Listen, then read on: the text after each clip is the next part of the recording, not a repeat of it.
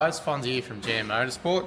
A bit of behind the scenes. Yeah, we do a lot of good things at GM Motorsport, but not everything goes right.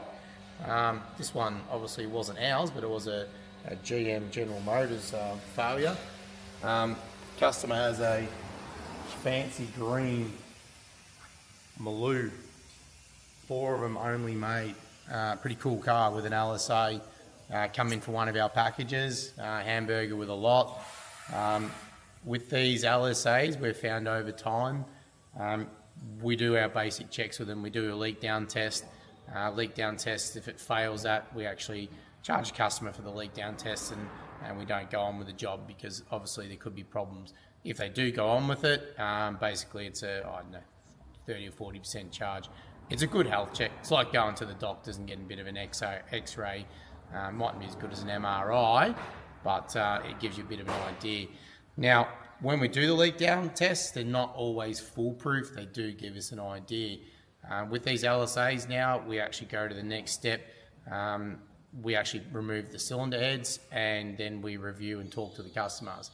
And unfortunately, it's a low kilometre car, 50,000 Ks, but this is what can happen to your LSA, and it was completely stock as well.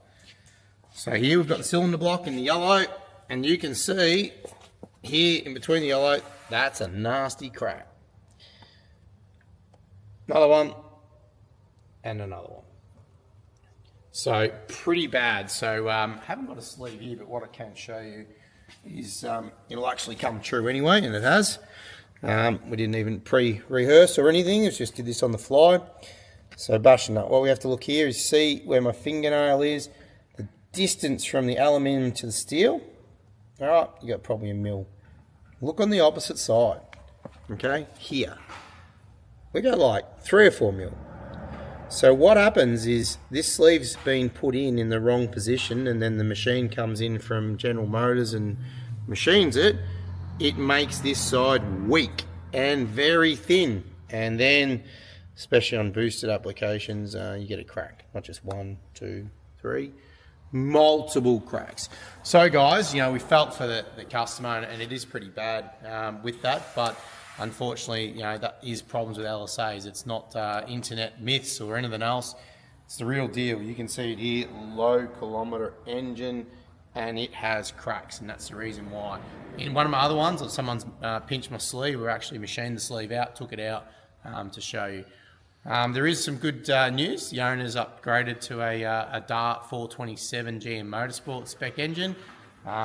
We can usually relatively source them or build them pretty quickly.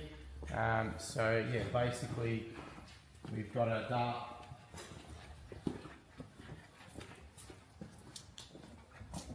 427 engine. It's a cast iron Dart block. Yeah, all the good I-beam rods in there, all the good gear. GM Motorsport CNC heads.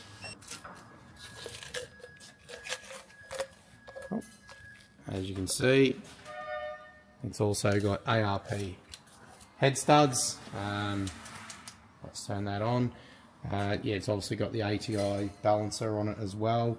Nice because it's keyway, so it actually matches now. We don't have to do the dowel pinning on this when it is a 427.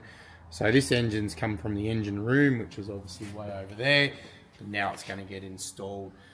One of the other tricks as well on these, which happens and our suppliers sometimes happen, is when we go to this here with the darts, they're a 6-bolt crank. And what you got to be careful is, you can see here, that is 8-bolt. So that's a bit of a pitfall with these, and it can happen.